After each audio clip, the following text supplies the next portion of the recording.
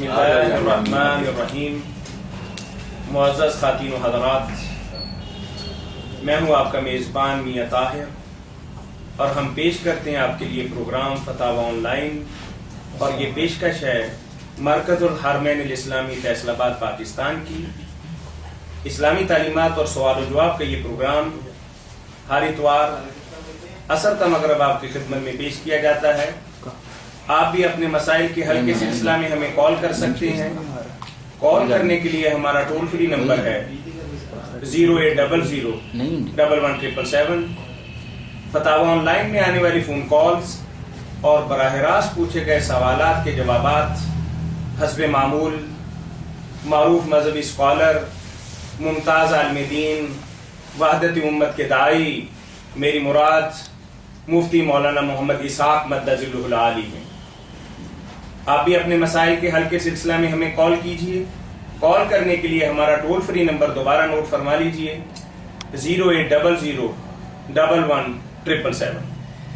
जी मौलाना, हमारे पास बेशुमार तहरीरी सवालात हैं। ईमेल के जरिए भी लोग हमें सवालात भिजवाते रहते हैं, तो हमें उनके जवाबात देने में खुशी महसूस होती है कि एक भाई अमेरिका के अंदर, यूके के अंदर, फ्रांस या जर्मन के अंदर बैठा हमसे रहनुमाई हासिल कर रहा है। और ये अल्लाह ताला का बहुत बड़ा एहसान है कि आपके जरिए बेशुमार लोगों को फैज़ पहुंच रहा है।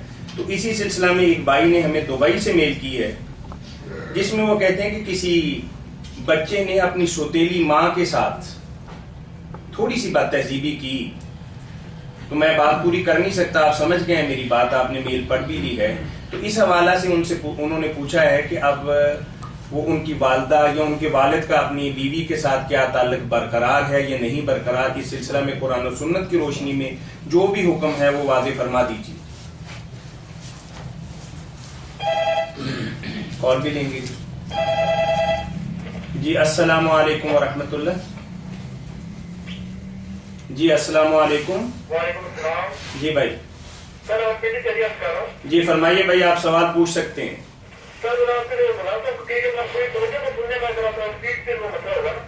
जी ठीक है, फरमाइए।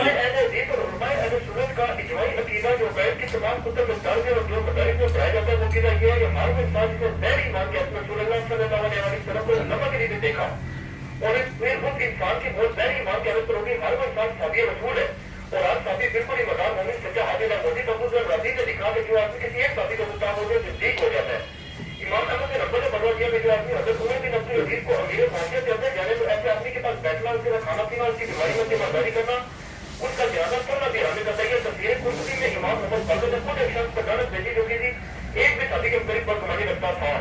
अब्दुल्लाह बिन उमर बिन तमीम का फरमान है कि साबिय का एक बंदा गैर साबिय के जिंदगी भर के मान के अब्दुल्लाह हज़रत सईद बिन ज़ैद अशरफ मुबशर ने फरमाया कि साबिय का एक लम्हे का याद है साबिय की उम्र पाने वाले मुसलमान से भी अफजल है।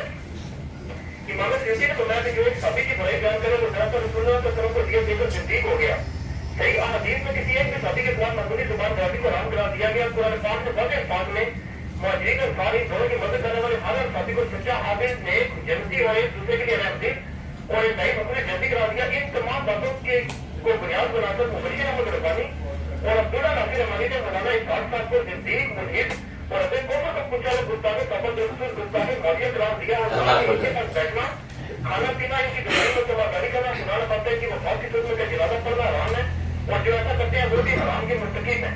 इसका जवाब देना तो बहुत जरूरी है। इसकी वजाहत करवाइए। चलिए, आपका सवाल पूरा हो गया सर? हो गया, ये कंप्लीट है सर। चलिए इंशाल्लाह।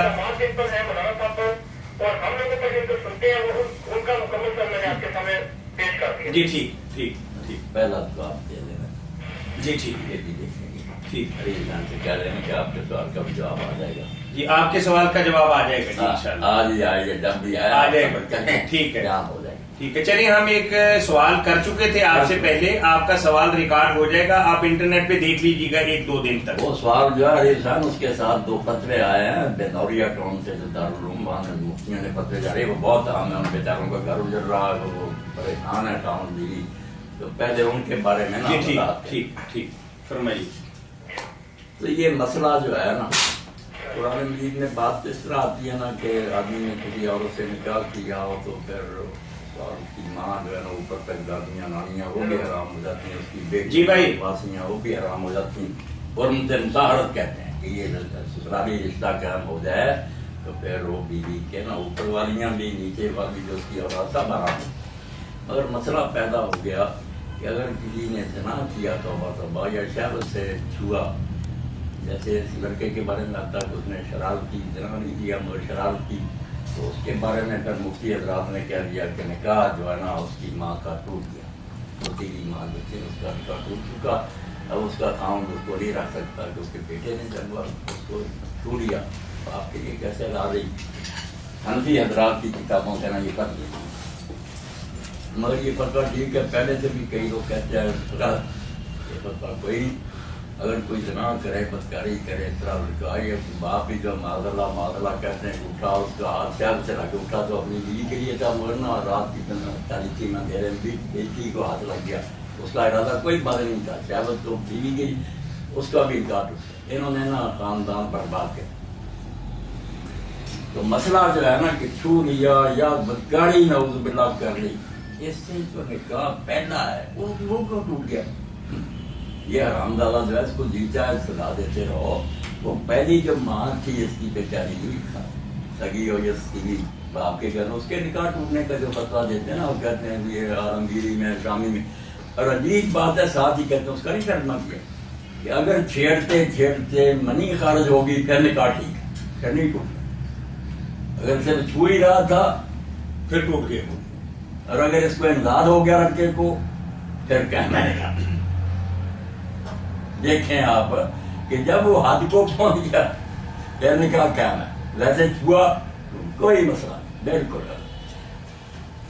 اب مسئلہ کیا، ادھر دوسرے کچھ حضرات ہیں جو کہتے ہیں کہ کسی عورت کے ساتھ جنا کیا کسی آدمی، تو اس کا بیٹا اس کے ساتھ نکاح کر سکتا، جنا کیا تھا مگر بیٹے کے لیے حلال یا اس عورت کی ماں حلال ہے، نکاح پر کوئی اثر نہیں۔ یہ دونوں انتہا ہیں، کا مسئلہ حنفیوں کا بھی غلط ہے کہ پہلا نکاح خام کا ٹوٹ گیا، اور یہ جو ہے کہ باپ بدکاری کر چکا یا بیٹا، اب اس کا باپ یا اس کا بیٹا اس عورت سے نکاح کر رہی ہے، یہ بے حیائی کی بات ہے کہ باپ نے بھی پیدا، تو حل کیا، برا نہ مان، پھر جا بھی سکتے جعفر صاحب نے جو فیصلہ فرمایا وہ متوازن ہے کہ نکاح سے پہلے اگر ایسا ہوا تو پھر وہ دوسرے کو بدوار مسئلہ، کسی نے زنا کر لیا، اس کا بیٹا یا اس کا بھائی جو ہے نا کوئی دوسرا اس سے نہیں نکاح کر سکتا، بالکل وہ ماں کی طرح وہ ہے نکاح کے پہلے کی بات۔ اس وقت بات کیا سچی ہے کہ اگر باپ نے یا بیٹے نے کسی سے زنا کر لیا تو پھر آپ دوسرا اس عورت سے نکاح نہیں کر سکتے، مگر نکاح کے بعد اگر ہوا ہے تو پھر اس حرام زادے کا پھر جو ہے جتنا جی چاہے بڑا ہو، وہ عورت جو پہلے کی دیکھنا نکاح میں ہے اس کا نکاح نہیں۔ یہ بالکل صحیح اور سچا مسئلہ ہے جو عقل کے مطابق ہے اور دین میں اس کے خلاف کچھ ہے۔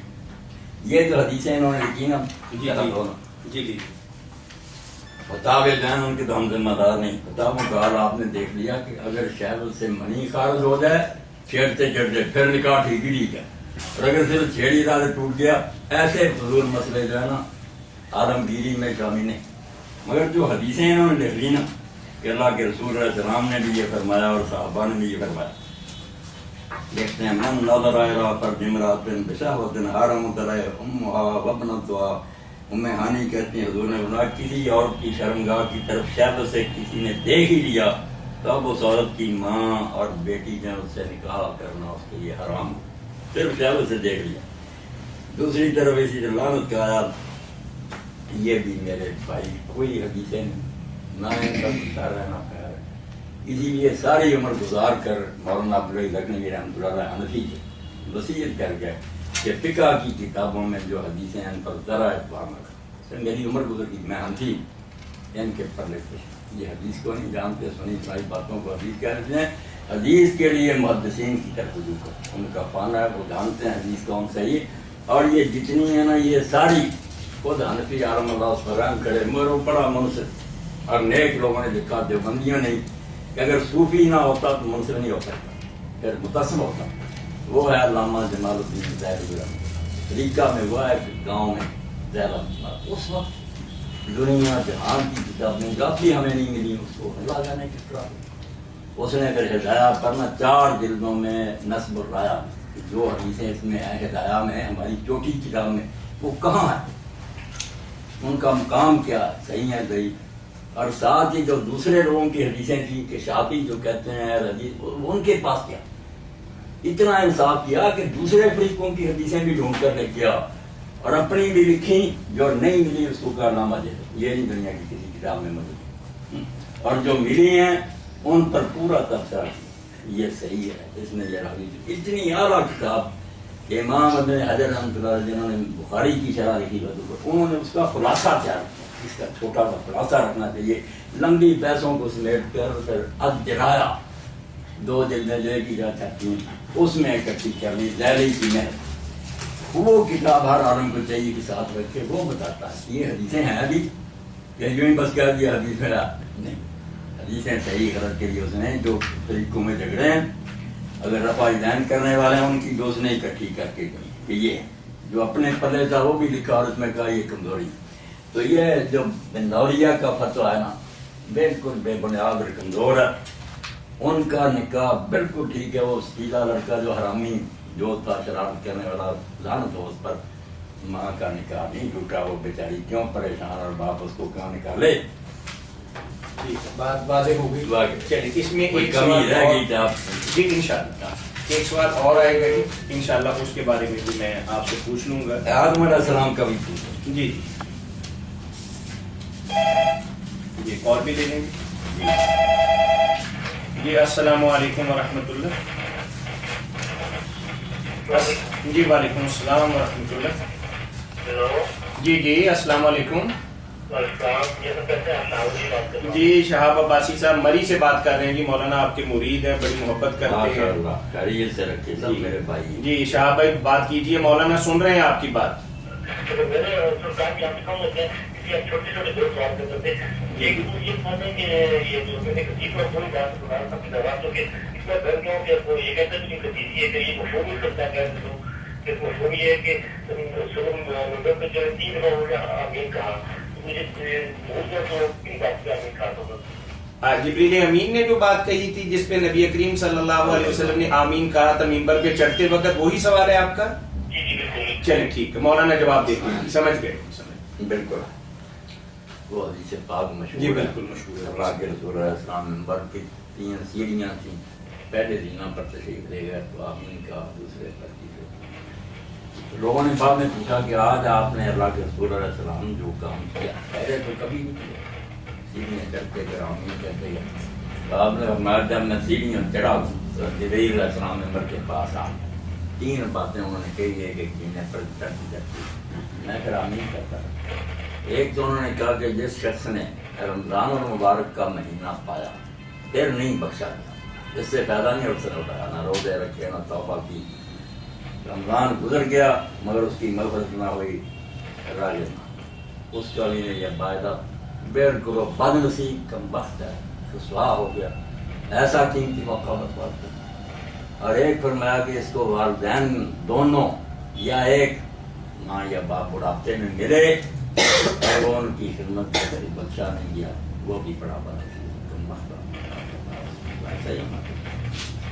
تیسرا وہ جس کے سامنے کسی بہانے میرا یعنی اللہ کے رسول علیہ السلام کا ذکر آیا مگر اس نے مجھ پر ضرور نہیں دیتا اس کے لیے کہ آپ نے بس دعا کی ہے. تینوں موقع بہت قیمتی ہیں. رمضان ملے بخشش کا زمانہ والدین جو نجات کا باعث اللہ کے رسول پر دوسری ضمانت ہے کہ حضور حفاظت کریں گے. تھوڑا سا آپ نے انصاف کر دیا کہ صبح اور شام 10 مرتبہ پڑھ دیا کرو تو تمہارے لیے میری شفاعت کرنا حلال ہو جائے. حفاظت کرنے کے عباسی صاحب بات واضح ہو گئی. درود شریف کے ساتھ اتنی بات سمجھنی چاہیے نا. ہاں یہی حدیث تھی نا جس کے متعلق آپ استفسار فرما رہے تھے. اچھا اس کے علاوہ کوئی سوال آپ کے ذہن میں ہو؟ نہیں اور کوئی سوال تو نہیں ہے آپ کے ذہن میں؟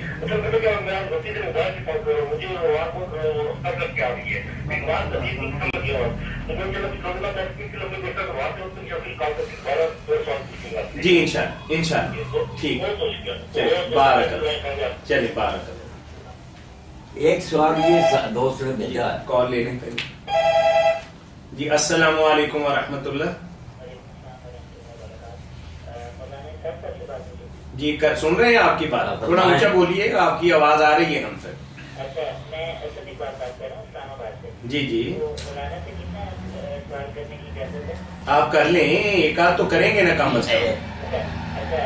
زیادہ سوال کرنے میں بخاری صاحب خلل دماغ کا نتیجہ ہوتا ہے.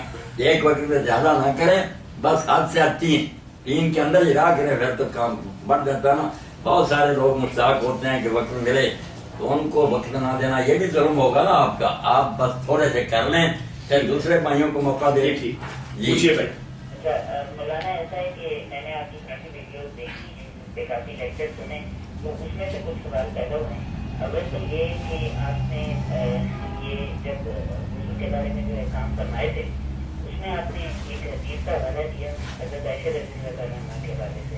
جی جی, وہ سن رہے ہیں آپ؟ ہاں ہاں بالکل سن رہے ہیں سر, بالکل سن رہے ہیں. اس میں آپ نے کہا کہ انہوں نے جو سبھی کر کے دکھایا وہ محرم کے سامنے تھا اور آپس میں پردہ تھا, لیکن ایشو یہ ہے کہ آپ نے کہا تھا کہ ناف سے لے کے گھٹنے تک پردہ ہے, اور یہ آپ نے ساتھ یہ بھی کہا کہ ہماری جتنی بھی محرم ہوتے ہیں ان کے لیے پردہ اتنا ہی ہے. تو یہ مجھے کافی حیرت ہوئی ہے, اس کے لیے تھوڑی وضاحت فرما دیجیے گا, کیونکہ میں نے تو جتنے بھی اہل سنت کے علماء کو سنا ہے انہوں نے یہ نہیں کہا, انہوں نے کہا کہ گردن سے لے کے پاؤں تک پردہ تھا اس طرح کا. تو وہ تھوڑا سا بیان فرما دیں. دوسرا سوال سر یہ ہے کہ ایک پہ رہیے تاکہ. جی ٹھیک ہے. ٹھیک ہے, آپ جن لوگوں سے ملے انہوں نے یہی کہا کہ سر سے پاؤں تک کا, گردن سے پاؤں. کہ کیونکہ حدیث میں ایسا کچھ نہیں ہے کہ پردے کی مقدار کیا تھی, صرف یہ ہے کہ سر پہ پانی ڈالتے دیکھا, تو ایک نیز کے باقی سارا پردے میں تھی, تو اور سر دیکھنا محرم کے لیے اجازت ہے, لیکن آپ نے کہا کہ نہیں ناف سے لے کے, اور پھر آپ نے ساتھ یہ بھی کہا کہ محرم عورت کا پردہ ہی اتنا ہے. تو یہ کافی ایک حیرت انگیز بات ہے. حیرت انگیز بات آپ سنیں, میں نے اس واقعہ کے بارے میں نہیں کہا, دوبارہ سنیں کہ اس وقت حضرت عائشہ رضی اللہ عنہا صرف ناف سے گھٹنوں تک تو پردہ تھا, یہ نہیں بات ہوئی. وہ وضاحت کی ہے کہ وہ دونوں جنہوں نے سوال کیا تھا نا وہ محرم تھے. تو محرم کے بارے میں نے بتایا تھا, یہ جو نا علماء اگر بتاتے ہیں کو مل گیا کہ گردن سے لے کر پاؤں تک پردہ تھا, بسم اللہ, پردہ تو درمیان میں تھا. بات یہ سمجھائی تھی کہ اگر اس سے زیادہ بھی بدن ننگا ہو نا آپ کا, تو محرم عورتیں جو ہیں ان کا جو پردہ ہے وہ وہی جب مرد کا مرد سے پردہ, ناف سے گھٹنوں تک یہ دیکھنا محرموں کے لیے حرام ہے. باقی اگر ضرورت کے تحت گھر میں اگر دوپٹہ اتارا ہوا, قمیص جو ہے چھوٹی یا تک بازو ننگی ہے, ٹینڈیاں ننگی ہیں, یہ آپ کہتے ہیں سارے اہل سنت نہیں, سب اہل سنت مانتے ہیں, بلکہ اہل سنت میں سے جو بہت پکے ہیں نا اہل حدیث, وہ تو اس سے بھی زیادہ کہتے ہیں, اس کا میں ذکر نہیں کروں گا کہ محرم کا بہت تھوڑا پردہ, زیادہ نہیں چھیڑنے کی ضرورت. محرم بہت بڑی بات ہے. محرم کے بارے میں جو بری نگاہ کرتا حرام دادا, وہ محرم عورت ہے جس سے نکاح حرام ہے. حنفی حضرات یہ کہتے ہیں, ان کا کہنا یہ ہے کہ سینے سے نیچے پیٹ, بطن اور ظہر جو پشت ہے اور یہ رانے, یہ صرف ننگی ڈھاکنی ہے, باقی یہاں سے اوپر پستان وغیرہ ساری گردن ننگی ہو اور پنڈلیاں ننگی ہو, بازو سارے ننگے, اس کو وہ کہتے ہیں بالکل ٹھیک. اور دلیل قرآن سے بیٹا دیتے ہیں نا. بخاری صاحب بات بھی سنے نا, اور ڈاکٹر اسرار صاحب کی بات تو کر لینے دیں, دنیا ساری سن رہی ہے. عورتیں تنگ کر دی اور لوگوں نے بس وہ بیچاری قید میں رہے. میں نے جو پردے کے 4 سٹیج بیان کیے ہیں ان کو جس نے سمجھا سارا قرآن عزیز کا لوگ, کہ خامن بیوی کا معاملہ, محرم کا معاملہ, رشتے دار مگر محرم نہیں, بالکل ادنا 4 ہیں جن کے لیے الگ الگ پردے, سارا سمجھو. تو محرم کے لیے تھانی صاحب نے اور باقی سارے علماء آپ نے دلیل دی قرآن سے دی نا, کہ اللہ کہتا سورۃ نور میں کہ عورتیں اپنی زینت ظاہر نہ کریں سوائے اپنے خاندوں کے, اپنے باپوں کے, اپنے جو محرم رشتے دار. اب زینتیں جو زینت کو الگ تو نہیں پڑی کہ وہ ظاہر نہ کریں, زینت جسم کے حصوں پر ہے, اس لیے جو بازو کی زینت ہے وہ تبھی ننگی ہوگی جب بازو کو ننگا کریں. جو پنڈلیوں میں خرخار وغیرہ پہنی ہیں وہ اسی وقت جو زینہ ہوگی ظاہر ہوگی جب پنڈلیوں سے کپڑا ہٹے گا. جہاں جو گلے میں ہار وغیرہ ڈالے ہیں سینے تک, وہ اسی وقت ابتدا ہوگا ان کا ظاہر ہونا جب سینہ ننگا ہوگا. پکی دلیل قرآن سے کہ یہ چیزیں ظاہر کرنے کا مطلب ہے کہ جہاں جہاں یہ زینتیں ہیں زیور, وہ ایسے نہیں دیے گا. اس لیے صرف سینے سے نیچے یہ پشت اور رانے, بڑی محبوب بات ہے ان کی کہ یہ محرم کے لیے پڑھنا. مگر اس کا مطلب یہ نہیں کہ ننگی جو ہے چرتی کرے, ضرور گھروں میں ضرور پڑ جاتی, کام کرنا ہوتا بچیوں نے سر ننگے کرنے, تو محرموں کا معاملہ بخاری صاحب بالکل الگ ہے. باقی اس واقعہ میں اما کہاں تک ان کا قدم ننگا تھا وہ تو میں نے مسئلہ کم وقتوں کو سمجھایا منکرین حدیث کو کہ اگر وہ زیادہ بھی ننگی ہونا مگر ناف سے گھٹنوں تک ڈھکی ہوئی ہو تو شریعت کے خلاف کوئی اعتراض. اگر انہوں نے مسئلہ سمجھانے کے لیے اپنے بدن پر پانی ڈالا پھر کیا ہوگی؟ وہ دونوں ان کے اپنے ہی تھے محرم. ہاں اگر کسی عالم کو مل گیا نا کہ وہ پردہ پورا تھا تو کوئی نہیں، میری بات کے خلاف نہیں. وہ تو میں نے کلیئر کیا کہ اگر زیادہ بھی ہو اتنا حصہ ڈھکا ہوا تو محرم ہوتے ہوئے جائز ہے، کوئی اعتراض نہیں کر سکتے. آپ کریں نا بات. اچھا سر ایسا ہے کہ دوسرا آپ نے جو معاویہ رضی اللہ عنہ کے بارے میں آپ کا جو قیدا ہے وہ میں نے سارا سنا. سر ایسا ہے کہ جو بھی آپ نے احادیث بیان کی جس کی بنیاد پہ آپ نے انہیں جنمی ٹکرا اور کہا کہ وہ بغاوت پہ ہی مرے بغیر توبہ کیے. نہیں بخاری صاحب آپ نے کہا ہے کہ مولانا نے ان کو جہنمی کہا ہے، یہ آپ نے سنا ہے؟ نہیں دیکھیں معاف کیجیے گا وہ میں روانی میں شاید گئی ہوں اتنا میں نے کہا کہ میں تو یہ کو نہیں جاننی کر رہا مجھے کیسا مطلب ان کی سیاست کے بارے میں مولانا نے اختلاف ضرور کیا ہے لیکن اتنی بڑی بات مولانا نے کبھی نہیں کہی. نہ میں ان کے بیٹے کے بارے میں بھی نہیں کہتا، جاننی کہنے کا مجھے کیا. وہ کہہ رہے میرے سے سامن نکل گیا کلیئر ہونا چاہیے لوگ میرے ٹھیک ہے.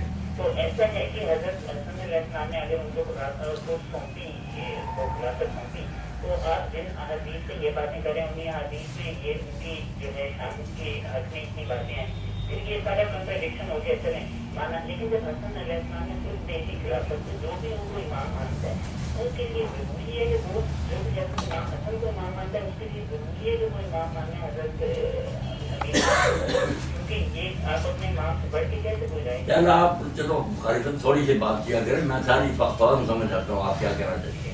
یہ سلح حسن جو ہے نا رضی اللہ تعالیٰ اس پر جو میرا پورا لیکچر ہے کہ آپ نے کیوں کی اور کیا حالات سے اور کس لیے کی وہ آپ سننے میں بالکل صحیح ہو جائے گی. صدیوں سے لوگ گمراہ کر رہے ہیں کہ حسن نے خلافت چھوڑ دی اس لیے یہ خلیفہ بن گئے. نہیں مولا علی قاری کہتا جس نادان نے کہا کہ حسن کے دستبرداروں سے معاویہ خلیفہ ہو غلط کہتا. حدیث پاک میں آیا کہ یہ بادشاہ ہے اور بادشاہ بھی ظالم ہے. ملک عزوز کا حضور نے حسن کی جو ہے نا چھوڑنا کوئی انہوں نے پلیٹ پر رکھ کے نہیں دی. پہاڑوں جیسے لشکر کھڑے تھے حسن تو جنگ کے لیے گئے تھے مگر جب انہوں نے رشوت دے دی ان کے کمانڈروں کو اور جھوٹی افواہ پھیلا دی کہ کیس تو قتل ہو گیا کمانڈر ان چیف لشکر میں گڑبڑ پڑ گئی. اب حسن قتل ہو جاتے پھر تم خوش ہوتے. انہوں نے دیکھا کہ ٹھیک میں انہوں نے فرمایا کہ 30 سال بعد ظالم باد سے حوالے کرو اس کو اور ساتھ ہی پول کھل جائے کہ جو یہ کہتا ہے میں حضرت عثمان کے خون کا بدلہ لینا چاہتا ہوں. اور اسی سے اس نے لوگوں کی آنکھوں میں دھول جھونک لی ہے. لوگ سمجھ نہیں سکے اور سارے کہتے ہیں واقعی یار ٹھیک ہے اس کے چچا کا بیٹا قتل ہوا یہ فراڈ ختم اس کو فری ہینڈ دو پھر پتہ لگے کہ قصاص لیا. 20 سال حکومت کی قصاص کسی سے نہیں لیا بلکہ حضرت عثمان کی بیٹی فاطمہ روئی جب مدینہ گیا اس نے چچا جس بات پر تم نے فساد کھڑے کی ہو اب اس کا نام ہی نہیں رہتا. کہنے لگا آرام سے بیٹھ. اب بھی لوگ اگر مجھ پہ میرے مجھے ہوئے ہیں تو دل سے سب ناراض مجھے پتا میری حکومت کو نہیں پسند کرتا. تم نئے سرے سے فساد شروع کرنا چاہتے صرف حکومت چھینی. بتائیں صحابہ کے ہوتے مہاجر انصار کے اگر نام بھی کچھ ہوتا معاویہ کا حق مانتا تھا خلیفہ بننے. حضرت عمر رضی اللہ عنہ نے کہا جو مکہ کے موقع پر جنہیں معافی ملی ہے طریق یہ ان کے بیٹے آگے ان کے بیٹے 3 پشتوں کا اسلامی خلاف میں کوئی حق نہیں. یہ تو بدقسمتی سے بیوقوف بنا دیا امت کو. مہاجر انصار بیٹھے رہ گئے ایک شخص نے خون کا ڈرامہ رکھا زبردستی کر حسن نے تو پھر اس لیے حکومت چھوڑی کہ اگر نہ چھوڑوں تو یہی کہیں گے یار اس کا مطالبہ قصاص کا تھا پردہ ہٹا ہو.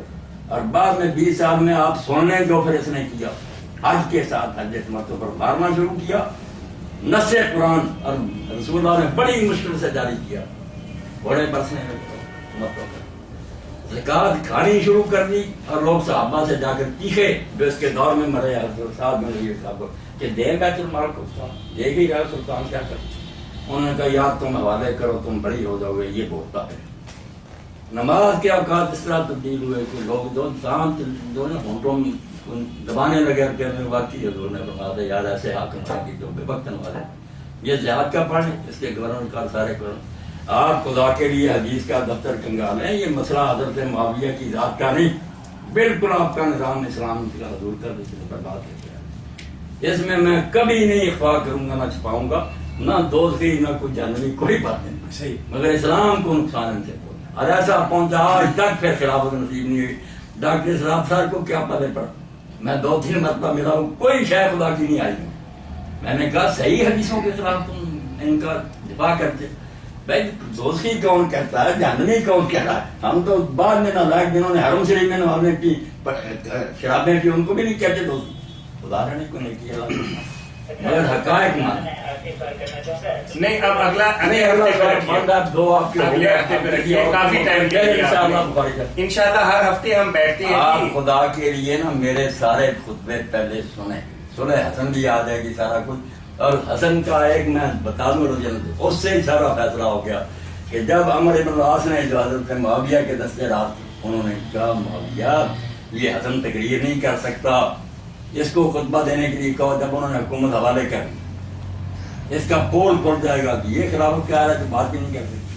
تو حضرت حسن ممبر پر چڑھے، انہوں نے جو خطبہ دیا وہ سب کتابوں سے نکال کر دیا.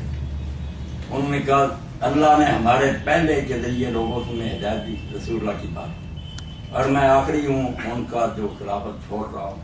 اگر معاویہ کا حق تھا تو اس کو حق مل گیا، اگر میرا تھا تو میں امت کو خون سے بچانے کے لیے چھوڑ دیا. اور آخر میں اشارہ کر کے انگلی کر کے کہا وَإِنْ أَدْرِي لَعَلَّهُ فِتْنَةٌ إِنْ هُوَ إِلَّا فِتْنَةٌ لَكُمْ مَتَاعٌ. میں نہیں جانتا یہ تمہارے لیے فتنہ اللہ نے پیدا کر دیا. معاویہ کی طرف انگلی تو معاویہ نے پھر عمر بن العاص سے کہا یار یہی سنوانا تھا. کھلا اس نے کیا کیا کہ یہ فتنہ امت کے لیے، یہ ٹکڑا نہیں سنا. ہر حدیث کی کتاب میں یہ نہ ان کا خطبہ کہ میں نہیں جانتا کہ یہ تمہارے لیے بلا اللہ نے نازل کر دی ہے. کہنے لگا میں یہی سنوانا چاہتا ہوں. اس لیے چھپاؤ نہ بخاری صاحب کچھ بھی جو ظلم امت کے ساتھ ہو چکا. تم کیوں دفاع ان لوگوں کا کرتے ہو؟ معاملہ اللہ کے سپرد کرو. چلیں بہت شکریہ اسد بھائی آپ کا. ٹھیک ہے بھائی. ایک بات جو میرے بھائی علی حسین نے بھیجی، خدا سے کہا علی حسین تم بھی سن لو. فیصلہ کن بات یہ ہے کہ صحابی کون ہے. جو صحابی ہوگا اس کے بارے میں جو برا کہے واقعی لعنت ہے. اچھا یہیں روکتے ہیں مولانا، کال لے لیتے ہیں. السلام علیکم ورحمۃ اللہ. وعلیکم السلام ورحمۃ اللہ وبرکاتہ. جناب میں شوقی بات کر رہا ہوں. جی جی. میں تو کسان کی تکلیف ہے جن میں میرے کپڑے بھی خراب ہو جاتے ہیں تے میرے جسم بھی خراب ہو جاتا ہے. جی جی جی. تے نماز کے بارے میں میرا ایک دماغ خراب ہے. میرے بھائی آپ نا بالکل پورے اطمینان سے نماز پڑھتے جائیں. بے شک نماز کے اندر پیشاب کی دھاریں بہ رہی نا، کپڑے بھی خراب ہو رہے، پڑھتے جائیں پڑھتے جائیں. نماز کا وقت آئے تو آپ وضو شروع کر لیں. بے شک وضو میں پیشاب بہتر ہے، سارے وہ کام کر لیں اور نماز شروع کر لیں. بہنے دیں آپ کے لیے معافی ہے. نماز نہ میرا بھائی چھوڑے، ہم دعا کو اللہ تعالیٰ شفا دے آپ کو بھی دوسرے بھائیوں کو.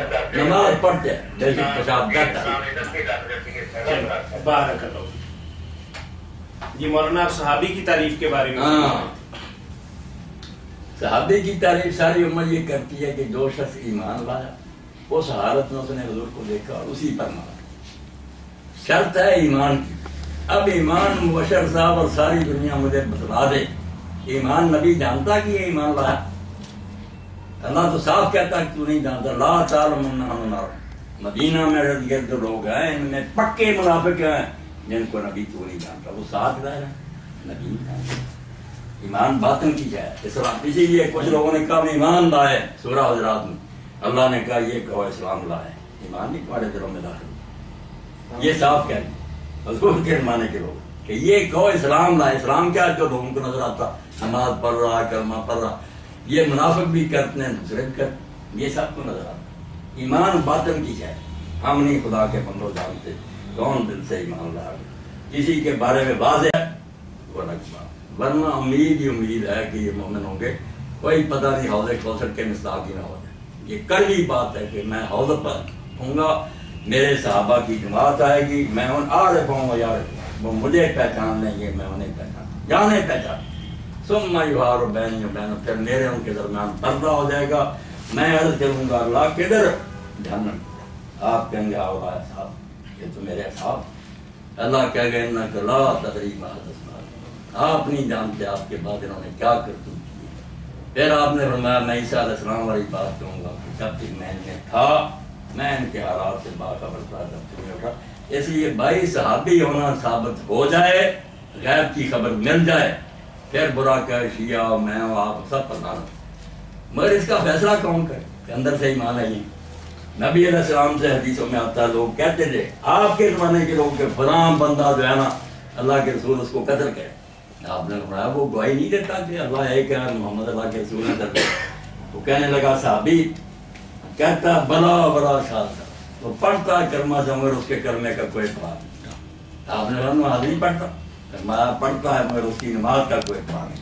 آپ نے فرمایا بس تو ظاہر میں دو کام کرتا نا, ان کو قتل کرنے سے اللہ نے مجھے روکا ہے, معاملہ اللہ کس کو. اندر سے وہ کیا یہ کہہ یہ ایسی بات ہوگی جو ایٹم بم ہے. ایمان کا پتہ دو خدا سے پتہ کر رہا ہے کہ اندر سے ایمان رکھتا. باقی جو عام اصولی بات ہے نا جو ایمان آیا نیک عمل یہ کلیے تو بیان ہوتے ہیں. اب کون ایمان لایا نیک عمل, اس کا فیصلہ تو قیامت کو سب کے لیے آتا. ان الذین آمنوا وعملوا الصالحات, بلکہ رضی اللہ عنہم آیا سورہ بینہ میں کہ جو لوگ ایمان لایا نیک عمل کی اولئک هم خیر البریہ, یہ سب سے بہتر مخلوق ہیں. اولئک جزاؤہم عند ربہم جنات عدن تجری من تحتہا الانہار خالدین فیہا ابدا رضی اللہ عنہم ورضوا عنہ ذلک لمن خشی. ان کا بدلہ جنت ہے جس میں یہ ہمیشہ رہیں گے, اللہ ان سے راضی ہو گیا. یہ سارے ایمان والوں کے لیے, مگر اس میں یار تک اترے گا کون کہ ایمان اور نیک عمل, یہ تو قیامت کے دن نظام بتائیں. اللہ نے فہرست جاری کی کہ یہ بندے اصول بیان کیا جو ایمان لائے ہجرت کی. آپ دیکھ رہے ہیں جو آدمی ہجرت کر کے مدینہ آیا مہاجر میں کیا صحابی تھا. اگر حضور نے جو خطبہ دیا جو ہم شروع میں پڑھتے ہیں کہ نیت پر عملوں کا دارمدار, وہ اس کے بارے میں دیا. آپ نے پڑھا جس نے ہجرت کی اللہ رسول کی خاطر, اس کی اللہ رسول کی خاطر ہجرت سے معلوم. جس نے عورت کے لیے کی ہے کہ نکاح کروں یا دنیا لینے کے لیے, اس نے جس نیت سے کی وہی پڑھا. وہ عورت کے لیے آیا مہاجر میں کیسی صحابہ, وہ میں کیس کا عاشق تھا, وہ عورت آ گئی, یہ بھی آ گئی. حضور کے دور کی بات آپ نے خطبہ دے دیا. اس لیے بھائی معاملہ گول مول رہنے دو کہ جو سچے مخلص نکلیں گے بسم اللہ ہمارے ساتھ کے تاج ہیں, جو منافق نکلیں اللہ پوچھے گا. یہ ظاہری باتیں جو ہے نا کہ فلاں نے اپنے اوپر چادر حضور کی کفن کے وقت لی تھی, بال لیے تھے, کچھ نہیں. عبداللہ بن ابی سے زیادہ کس کو پہنایا گیا تھا, کرتا آپ نے پہنایا, اللہ مبارک اس کے منہ میں ڈالا, اس کے لیے بخشی کی جو عالی صاحب سے آپ آ گئے کہ نہیں اللہ نے کہا میں نے تو زیادہ نہ کرے دیں. بس اس موضوع کو اللہ کو یہ چھوڑنے بات اتنی واضح ہو چکی ہے میری طرف کہ اب نئے نئے سوال نہ علی حسین کرے نہ بخاری آپ کریں, پچھلے خطبے سونے سب موضوع جو ہے نا بالکل کلیئر ہو. ٹھیک, جزاکم اللہ واسل اللہ وقفہ تھوڑا کیسٹ چینج کرنی ہے. ابھی سوال یار جن کے موبائل پہ کال آتی ہے نا میرے پاس, وہ نیچے چلے جایا کریں, وہاں کھڑے ہو کے سنتے ہیں تو یہیں سن لیا کریں, اس سے کوئی فرق نہیں پڑتا. آپ سارا ٹائم ان کو دے رہے ہیں یہ فون کال کو, جو آپ کے پاس سوال لکھے ہیں اس کو 3 جواب دے دیے بھائی. نہیں یہ جو آپ کے ہاتھوں میں یہاں سے جو سوال آتے ہیں اہم یہ دونوں جو سامنے بیٹھے سر یہ تو پڑھیں گی. بسم اللہ کرو. بسم اللہ ساتھیوں کو. یہ فتاوی آن لائن اسلامی تعلیمات کا پروگرام ہر اتوار عصر تا مغرب آپ کی خدمت میں پیش کیا جاتا ہے. آپ بھی اپنے مسائل کے حل کے سلسلہ میں قرآن و سنت کی روشنی میں رہنمائی حاصل کر سکتے ہیں. کال کرنے کے لیے ہمارا ٹول فری نمبر ہے 08001117777. جی مولانا ہمارے پاس ایک سوال ہے کہ انہوں نے فرمایا کہ امام جلال الدین سیوطی نے اپنی کتاب تاریخ الخلفاء کے اندر یہ بات لکھی ہے کہ نبی کریم صلی اللہ علیہ وسلم نے خواب میں دیکھا کہ ان کے ممبر پر بندر ناچ رہے ہیں, اور جب یہ خواب دیکھا تو اس کے بعد اللہ کے نبی کبھی مسکرائے نہیں, کبھی ہنسے نہیں. کیا یہ روایت یا تاریخی اعتبار سے یہ بات درست ہے؟ تاریخ الخلفاء امام جلال الدین سیوطی رحمۃ اللہ علیہ کی ایسی ہے کچھ قابل اعتماد نہیں جو میرا نکلے, مگر یہ بات جو ہے نا یہ حدیث شریف یہ تاریخ الخلفاء کی جو سلسلہ تھوڑا حدیث سیاح علامہ البانی رحمۃ اللہ علیہ جی اس میں کیا لکھا ہے؟ اس میں یہ روایت لکھتے ہیں کہ آپ نے خواب میں دیکھا کہ میرے ممبر پر السلام علیکم ورحمۃ اللہ, اور اس کے بعد آپ اتنے غمگین ہو گئے. جی فتاوی آن لائن سر آپ کو صدمہ ہوا کہ یہ لوگ آ گئے.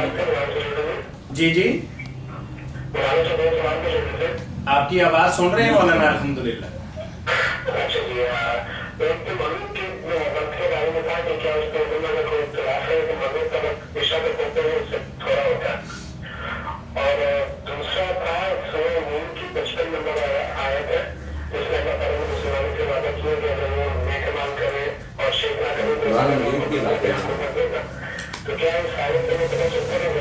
ہم یہ رکھ دو جب کہتے ہیں 55 نمبر پھر وہ نکال کر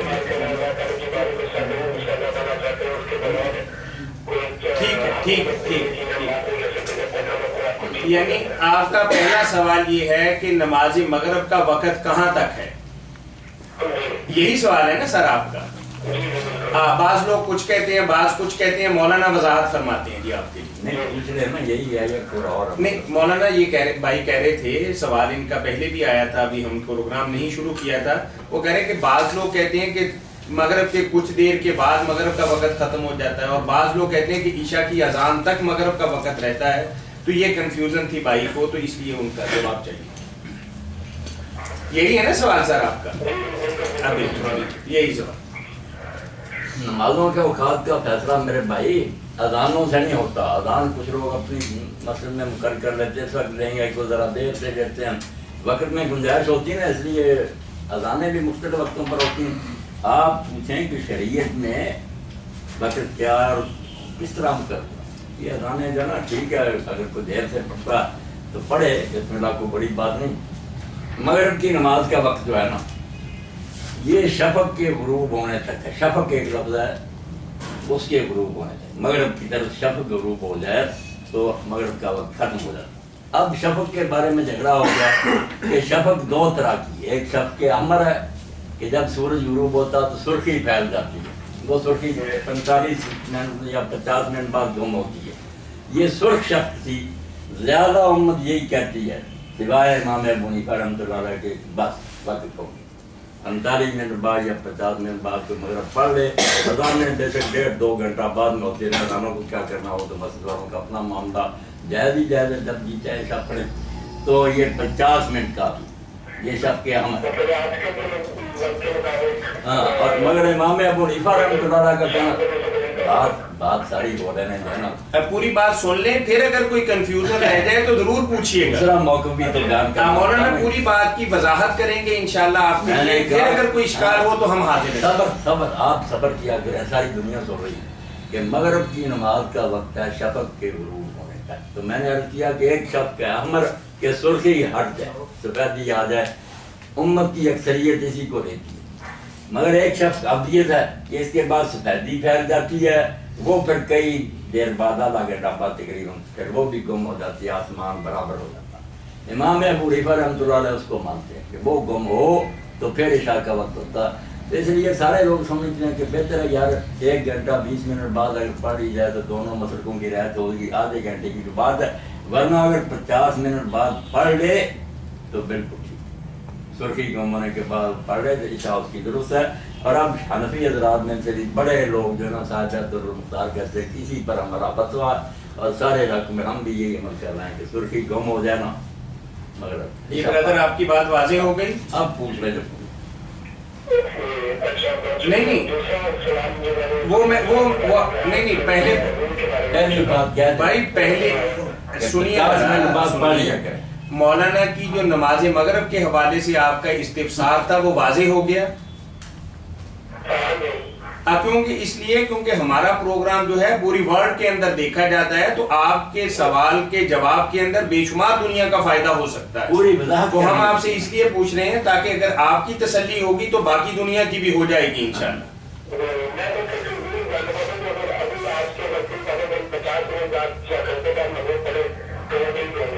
بالکل نماز ٹھیک ہے، عشاء ٹھیک ہوگی۔ جی مولانا آیت نمبر 55 سورہ نور کے حوالے سے یہاں ہے جی، انہوں نے پوچھا ہے پوچھیں جی، سوال آپ کا سن لیا جی، آپ مولانا اس کے حوالے سے، میں نے نہیں سنا، اچھا ٹھیک ہے، آپ دوبارہ سوال دہرائیے گا جی، ایک سطر کے میں نے نہیں سنا، میں نے نماز سورۃ نور کی آیت نمبر 55 کے حوالے سے آپ نے ایک استفسار کیا ہے، وہ بتائیے کیا پوچھنا چاہ رہے ہیں؟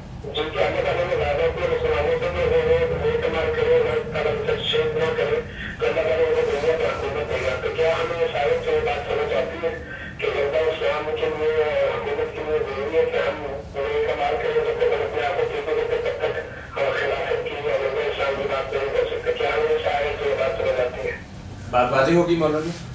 بھائی کہہ رہے ہیں کیا، میں عرض کر دیتا ہوں، بھائی یہ کہہ رہے ہیں کہ کیا غلبہ اسلام کے لیے ہمیں نیک صالح ہونا ضروری ہوگا یا اس کے بغیر بھی غلبہ اسلام ہو سکتا ہے؟ یہی سوال ہے نا سر آپ کا؟ نہیں میں عرض کر رہا ہوں سورہ نور کی آیت ہمارے سامنے آ گئی, پہلے ہم سوال طے کر لیں نا, پھر اس کا جواب آ جائے گا. سوال آپ کا یہ ہے, سوال یہی ہے نا آپ کا؟ ٹھیک ہے سر. جی مولانا کیا بتائیں؟ سوال یہ ہے کہ بھائی کہہ رہے ہیں کہ قرآن کریم میں اللہ وحدہ لا شریک نے یہ بات فرمائی ہے کہ غلبہ اسلام کے لیے تم سب کا نیک صالح ہونا اور ایک خاص طریقہ کار پر جو اللہ اور اس کے نبی نے فرمایا اس پر چلنا ضروری ہے, تب اسلام غالب آئے گا. تو بھائی پوچھ رہے ہیں کہ کیا اس کے بغیر بھی اسلام غالب آ سکتا ہے؟ جیسے ہم نعرے لگاتے ہیں, جلسے کرتے ہیں یا ریلیاں نکالتے ہیں, تو کچھ ایسا بھی طریقہ ہو سکتا ہے شارٹ کٹ؟ قرآن مجید کی سورہ نور کی یہ آیت جو ہے نا, اس میں بیان ہوا تم میں سے جو لوگ ایمان لائیں اور نیک عمل کریں ان سے اللہ وعدہ کرتا ہے کہ انہیں زمین میں حکومت عطا کرے گا جیسا کہ ان سے پہلے لوگوں کو حکومت دے چکا, اور جس دین کو ان کے لیے پسند کیا ہے اس کو ان کے واسطہ قوت دے گا اور ان کے خوف کے بعد اس کو امن میں تبدیل کرے گا, بشرطے کہ میری بات کرتے رہیں, کسی کو میرا شریک نہ بنائیں, اور جو کوئی اس کے بعد بھی کفر کرے گا تو ایسے ہی لوگ تو نہ فرمائیں. جی جی اب بتائیں کیسا کیا کریں؟ اس میں تو یہی کہا جو ایمان لایا. جی مولانا فرما رہے ہیں کہ شرط یہی ہے کہ آپ عمل صالح کریں اور وہی طریقہ کار اڈاپٹ کریں جو قرآن کریم آپ کو بتاتا ہے اور قرآن کریم آپ کو سمجھاتا ہے کہ اس نظام کو جب تک آپ نہیں اپنائیں گے تب تک غلبہ اسلام نہیں ہو سکتا. ٹھیک بات واضح ہو گئی سر؟ چلیے بارک اللہ. ٹھیک ہے بارک.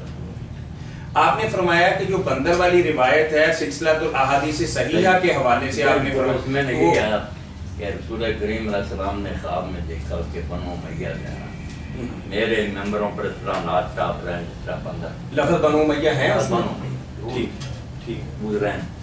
تو اس کے بعد پھر آپ نہ مضموم ہو گئے جب تک پھر اس دنیا میں رہنا آپ کو انس سے بھرتی. یعنی یہ روایت بھی درست ہے اور نام بھی جو آپ لے رہے ہیں جس گروہ کا وہ صحیح ہے. بالکل اگر حوالہ درکار ہوگا نا پھر مسجد میں کہیں وہاں سارا سیٹ کر ٹھیک ہے ٹھیک ہے نکال دیں گے. ٹھیک ہے حضور غمگین ہی یہ تختہ اٹھ جائے گا جن کی وجہ سے اسلام غالب آیا وہ نیچے چلے جائیں گے مہاجر انصار, اور یہ مکہ فتح ہونے پر جنہیں معافی ملی یا ساری عمر مخالفت کرتے رہے حضور کی, یہ غالب آ جائے.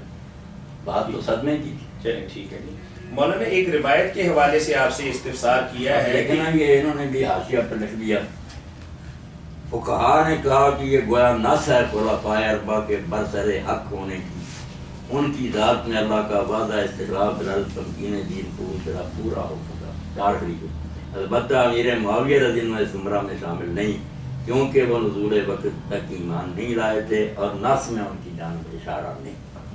آگے عربی عبارت بھی لکھی ہے ولا يدخل فی معاویہ لأنه لم يكن مؤمنا في ذلك الوقت. جب یہ مولانا جس کتاب سے اقتباس پڑھ رہے تھے یہ ایک مایا ناز اردو کی تفسیر ہے, تفسیر ماجدی اس کا نام ہے. مولانا عبد الماجد دریابادی رحمۃ اللہ علیہ کی یہ تفسیر ہے جس سے مولانا یہ جملے آپ کو پڑھ کے سنا رہے تھے. اگر کسی بھائی کو ضرورت ہو تو سورہ نور کی آیت نمبر 55 کے ضمن کے اندر یہ بات لکھی ہوئی ہے.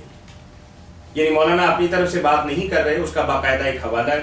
مولانا ایک روایت کے حوالے سے آپ سے استفسار چاہتے ہیں, بات سورہ نور کے حوالے سے پوری ہو گئی. یہ ہے کہ حضرت امام باقر فرماتے ہیں کہ نبی کریم صلی اللہ علیہ وسلم کی رحلت مبارکہ کے بعد سوائے 4 صحابہ کے سارے اسلام سے مرتد ہو گئے تھے, اور 4 صحابہ اکرام کا انہوں نے نام لکھا ہے کہ حضرت علی مرتضیٰ رضی اللہ تعالیٰ عنہ, ابو ذر غفاری رضی اللہ تعالیٰ عنہ, سلمان فارسی اور ایک مقداد بن اسود. یہ 4 صحابہ اکرام کا نام لکھا ہے, اور روایت کے حوالے سے انہوں نے آپ سے پوچھا کہ کیا یہ روایت صحیح ہے؟ میں نے صحیح کیا کہنا, یہ جو کافی زیادہ کی کتاب روزہ میں نا شیعہ حضرات کی بڑی مستند کتاب ہے, مگر اس کا بیان کرنے میں ہم اہل سنت یا کہتے ہیں کہ 4 کے سوا سارے اسلام سے مرتد ہو گئے. ایسا کوئی آپ ان کی رجال کی کتابیں دیکھیں نا, زیادہ نہیں. علامہ مامکانی کی تنقیل انکار دیکھ لیں, بہت صحابہ کے ساتھ حسن نیک صفات سب چلے جائیں, مرتد کوئی نہیں. باقی جو مرتد کا لفظ آیا روایت بھی اتنی کو مضبوط نہیں. مرتد ویسے اپنی کتابوں میں نظام الاسباب میں علامہ ذہبی میں چاہے غلطی ہے مگر لکھی مرتد ہو گیا. چلے پہلی بات تو یہ ہے کہ روایت صحیح نہیں. چلے جزاکم اللہ خیر. بات تو سمجھنے نہیں بہت ضروری ہے, شیعوں کو بھی سمجھنا چاہیے, سنیوں کو, کہ مرتد کا لفظ صرف اسلام سے نکلنے والے کے لیے نہیں بولا جاتا. جو اسلام چھوڑ دے وہ بھی مرتد ہے، مگر ایک ارتداد ہے انل استقامت۔ ابن حجر رحمۃ اللہ علیہ فرماتے ہیں جو وہ حوض کوثر پر آئیں گے نا، اگر وہ مرتدی ہو گئے ہوتے حوض کوثر پر نا، ٹھیک ہے دوزخ کی طرف لے جائے گا مگر بری حرکتوں کی ہے، مگر لفظ وہاں بھی ہے لم یزالوا مرتدین علی اعقابہم منذ بعثنا، جب سے آپ انہیں چھوڑ کر کے آئے یہ اس وقت سے مرتد ہوتے تھے۔ لفظ مرتدی ہے ان صحابہ کے لیے، مگر وہ کہتے ہیں ایک ارتداد ہے اسلام ہے، اسلام سے نکل جانا، ایک استقامت سے پیچھے یعنی قیام دائم نہ رہنا۔ حضور کے دور میں جو ہے نا پختہ کچھ نہیں۔ اس طرح تو ہماری حدیث کی کتاب میں آتا ہے کہ سوائے ابن عمر کے صحابی کہتا کہ میں ہر صحابی کے بارے میں بتا سکتا ہوں کہ اس کو دنیا جو ہے نا اس نے اپنی لپیٹ میں سارے کسی سوائے عبداللہ بن اس کو دنیا کو مرا نہیں کر سکتی، اب وہ ایک ہی بچاتے ہیں۔ یہ ہے استقامت سے ہٹنا کہ پہلے جیسا پکڑو درویشی، ٹھیک ہے فتوحات ہوئی، مال آیا، حالات بن گیا، اسی لیے حضرت ابوبکر غفاری پیٹ پڑے کہ یار یہ رسول اللہ کے زمانے میں درویشی تھی، وہ کیا گئی مدینے میں، اب یہ کیا ہو رہا۔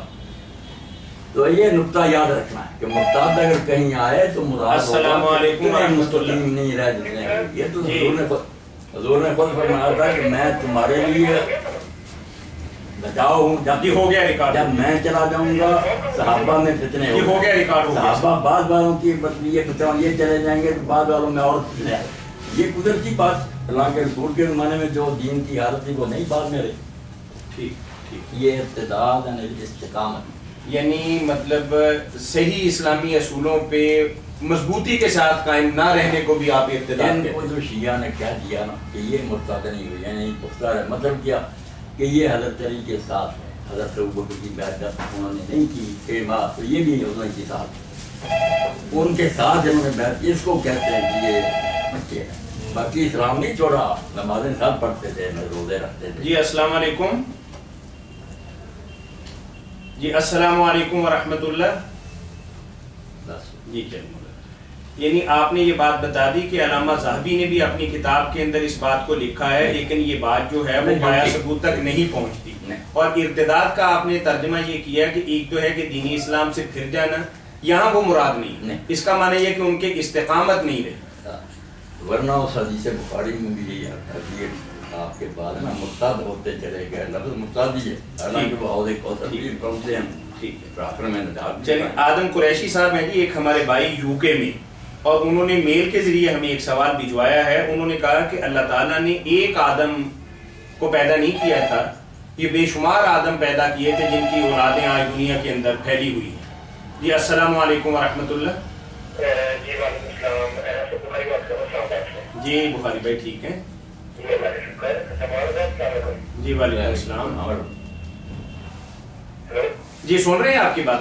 کہہ رہے بات اچھا میرا سوال یہ ہے مولانا صاحب کہ طلاق کے مسئلے کے حوالے سے ہے کہ آدمی کہتے ہیں کہ اگر ایک شوہر کی بیوی کو طلاق دے دے اور وہ طلاق پایا رہ جائے، مطلب کہ اس کے باوجود کی کوئی گنجائش نہ رہے، تو اس کے بعد بھی اگر وہ شادی کرنا چاہے تو ان کا ڈائریکٹ نکاح ہو سکتا ہے۔ تو لیکن یہ آپ کا جو نظریہ ہے قرآن پاک کی جو سورہ بقرہ کی آیت نمبر 230 ہے اس کے مخالف نہیں ہے، مطلب اس میں تو اللہ تعالیٰ نے فرمایا ہے کہ اگر کسی عورت کو طلاق ہوئی ہے تو اس کے لیے لازمی ہے کہ وہ کسی اور دوسرے آدمی سے نکاح کرے، اس کے بعد وہ کسی شوق پہ حلال ہوگی۔ آپ کی بات ٹھیک ہے، میری بات قرآن کے خلاف اور میرے منہ پر ماری ہے بات۔ اصل یہ قرآن کو ہی سمجھنے میں، حدیث پاک کو سمجھنے میں لوگ غلطی کر گیا کہ اللہ تعالیٰ نے جو کہا تھا نا کہ 2 مرتبہ وہ آدمی رجوع کر سکتا ہے، یا اگر رجوع کی مدت گزر بھی جائے تو دوبارہ ڈائریکٹ ان کا نکاح ہو سکتا ہے، اس کو یہ سمجھ لیا نا کہ بس کہہ دیا طلاق یہ دونوں مرتبے ختم ہو، اس کا کیا فائدہ ہو؟ جو شریعت کا منشا تھا کہ اگر وہ رجوع کرنا چاہے آگے آتا تو وہ اتنی مدت تک رجوع کا حقدار ہے، تو معلوم ہوا وہ طلاق ہے جس میں اللہ تعالیٰ نے گنجائش رکھی ہے کہ اگر سوچنا چاہیں تو وہ اسی طرح ہو سکتی ہے کہ وقفوں سے، تاکہ وہ نا اگر عقل آ جائے تو سوچ سکے۔ اب اس میں زیادہ امت نے یہ کیا، بہت سمجھنا زیادہ رہتی تو یہ کیا کہ 1 مہینے ایک دے دے، اگلے حیض کے بعد پاک کو دوسری دے دے، پھر حیض آئے پھر پاک کو تیسری دے دے، اس کو 3 سمجھ لیا۔ کچھ نے تو یہ سمجھا اکٹھی 3 دے دیں، وہ تینوں کچھ نے یہ مہربانی کی کہ یہ تو نہیں مہینہ بعد، مگر یہ بھی بے بنیاد بات ہے، مہینے سے کیا پیدا ہوا؟ میں جو کہتا ہوں سب سے الگ کہ ایک طلاق دینے کے بعد طلاق دے ہی نہیں سکتے جب تک اس کو دوبارہ بیوی نہ بنائے یا رجوع کرے. اگر مدت گزر گئی ہے تو اس سے دوبارہ نکاح کرے, پھر کبھی موقع آئے گا تو دوسری طلاق دے. ورنہ مہینہ کے بعد صرف مذاق ہی ہے کہ وہ عدت گزار رہی ہے, تم طلاق شدہ اور اس کو طلاق دیتے, کیا فائدہ اس کا؟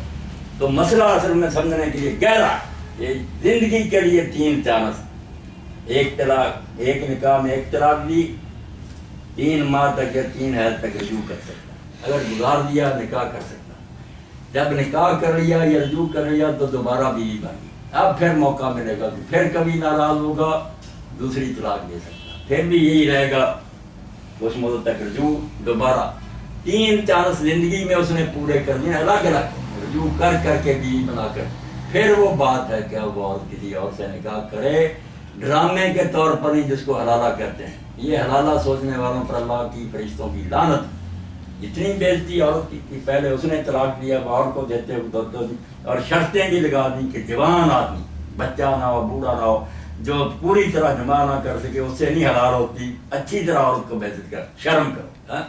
وہ مراد تھا سچا نکاح کہ کس میں کوئی سازش نہیں, کوئی ڈرامہ نہیں, ایمانداری سے اب عورت کسی خاون کے ساتھ نیک نیتی سے نکاح کرتی ہے بسنا, اور وہ بستے رہیں, پھر بائی چانس ان کا اختلاف ہو یا ان میں سے کوئی مرد ہے وہ حلال ہوگی. وہ تو اللہ نے ایک دیوار کھڑی کی تھی یاجوج ماجوج کی کہ تیسری مرتبہ طلاق دیتے ہو, سوچ لو کہ اب یہ چانس کس طرح ہو سکتا ہے کوئی بسنے کی نیت سے کرے اور پھر یہ مرے یا اس کو چھوڑے. جو سازش کے طور پر کرے کہ پہلے ہی نیت ہے چھوڑ دینا, وہ نکاح, وہ تو جنا آپ اس کا نام بیسک نکاح رکھے, وہ نکاح کوئی نہیں, عین جنا نکاح وہی ہے جو نیت ہے محسنین غیر مسافرین کہ عیاشی نہیں کرنی ہمیشہ کے لیے اس کو بیوی بنا کر, بعد میں بائی چانس بے اتفاقی ہو جائے ولا کا ہنگامی حالات ہے, پہلے ہی نیت بات یہ نکاح کوئی. اس لیے زندگی بھر میں 3 موقع ہیں الگ الگ کہ طلاق دی ایک ہی, پھر رجوع کرے یا دوبارہ اس سے نکاح. بخاری صاحب یہاں ایک نقطہ چھوٹا سا میں واضح کر دوں, شاید اس کو سمجھنے میں تھوڑی غلطی ہوگی یا ہمیں سمجھانے میں غلطی ہوگی. مولانا نے یہ فرمایا کہ آپ نے اپنی بیوی کو خدا نہ خواستہ ایک طلاق دی اور رجوع کی مدت گزر گئی اور آپ نے رجوع نہیں کیا, اور اس کے بعد آپ دونوں تجدید نکاح کے ساتھ دوبارہ میاں بیوی بن سکتے ہیں.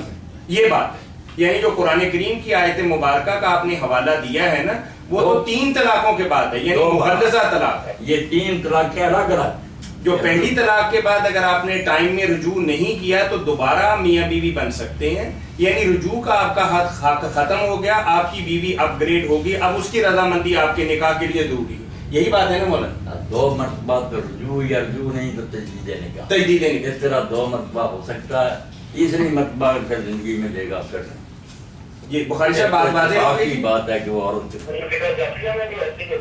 ہاں تو پھر ٹھیک ہی بات ہے, کوئی غلط بات ہے. امام ابن تیمیہ خود لکھتے ہیں کہ بہت سے مالکی اور بہت سے شافعی عالم یہی کہتے ہیں کہ جتنی جی چاہے طلاقیں لگاتار دیتا جائے, ایک وقت میں وہ اثر نہیں کرے گی, وہ ایک ہی رہے گی جب تک وہ دوبارہ اس کو بیوی نہیں. فتاوی میں لکھا ہو, اس لیے اس فتوے کو لینا بری بات ہے. اسلام کے وہ فتوے لو جس سے لوگوں کے گھر آباد رہے. چلیے راشد بخاری صاحب بہت شکریہ آپ کا جی, جزاک اللہ. بات واضح ہو گئی سر؟ جزاک اللہ, ٹھیک ہے جی ہوئی ہے. مولانا وہ آدم قریشی صاحب کا سوال میں دوبارہ دہراتا ہوں. قریشی صاحب کا سوال میں نے سمجھ لیا کہ حضرت آدم علیہ السلام کے بارے میں پوچھتے ہیں کہ ایک ہی آدم اللہ نے پیدا کیا یا بہت سے آدمی پیدا کیے, کیونکہ وہ کہتے ہیں, کچھ لوگ کہتے ہیں نہیں ایک آدمی کے نہیں, بات بہت سی جماعت پیدا کی تھی. یہ ساری باتیں بالکل بکواس ہے. آدم ایک پراپر نام ہے, ایک آدمی ایک اکیلا جس کا نام آدم ہے, جس طرح محمد ابراہیم نوح ایک آدمی ہے. ان اللہ اصطفیٰ, غلام پرویز بڑی ادھر ادھر کی باتیں کرتا تھا کہ آدم سے مراد بس آدمی ہیں, بے شک کروڑوں اللہ نے اکیلا پیدا کر لی. آدمیون جو کہنے لگے کہ آدم والے, آدم کوئی تھا نا جس کی وجہ سے آدمین ہوئے, ورنہ ان کا کوئی اور نام ہوتا, نسبت کیوں ہوئی؟ اور پھر مان گیا کہ ایک جگہ تو قرآن کی ایسی جہاں مجبور ماننا پڑتا کہ نہیں اس نام کا کوئی خاص آدمی تھا. وہ یہی آتا ہے ان اللہ اصطفیٰ آدم ونوحا وآل ابراہیم وآل, یہاں کہتا ہے, یہاں تو صاف کہتا ہے اللہ آدم کو نوح کو اللہ نے چنا. بے بس ہو گیا لغات القرآن نہیں کہ نہیں, یہاں ایک ہی حقیقت میں ایک ہی آدم ہے جس کی وجہ سے ہم سب کہلاتے ہیں آدمی, آدم کی نسل. باقی جو حیران ہوتے ہیں نا کہتے ہیں سائنسدانوں نے کیا کیا، سائنسدانوں کے باپ دیکھتے تو سچی کتنے پیدا ہوا. ایک طرف تو سائنس کا دار و مدار ہے مشاہدے پر، آنکھوں دیکھی بات مان، یہ اندازے لگانا کہ شاید ایسا ہوا، بہت سے یہ سائنس ہے. یہ تو کیا اثر آئی ہے، سائنس تو ابھی ٹھیک بنتے ہوئے اگر ان لوگوں نے دیکھے ہیں بہت سے آدمی اس وقت ہے.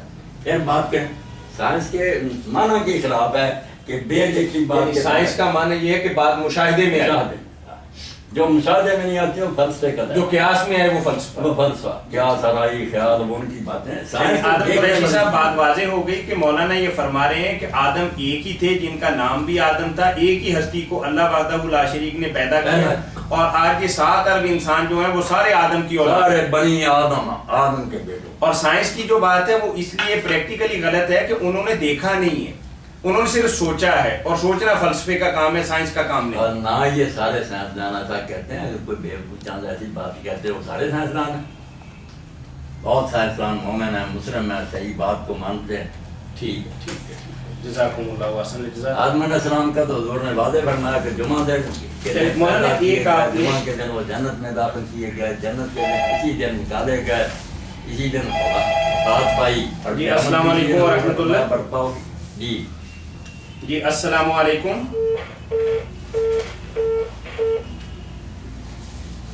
مولانا یہاں لکھا ہوا ہے کہ ایک آدمی نے اپنی بیٹی کو مطلب کچھ ہاتھ لگایا تو اس کے بارے میں بھی نکاح ٹوٹ جاتا ہے. وہی دو سوال بڑے بڑے ایک لڑکے کی بات ہے. جی السلام علیکم ورحمۃ اللہ. مسئلہ ہے کہ جی وعلیکم السلام ورحمۃ اللہ. کوئی نقصان نہیں پہنچتا یہ ہر طرف. جی الحمدللہ تشریف فرمائیں. میں جی پوچھیے.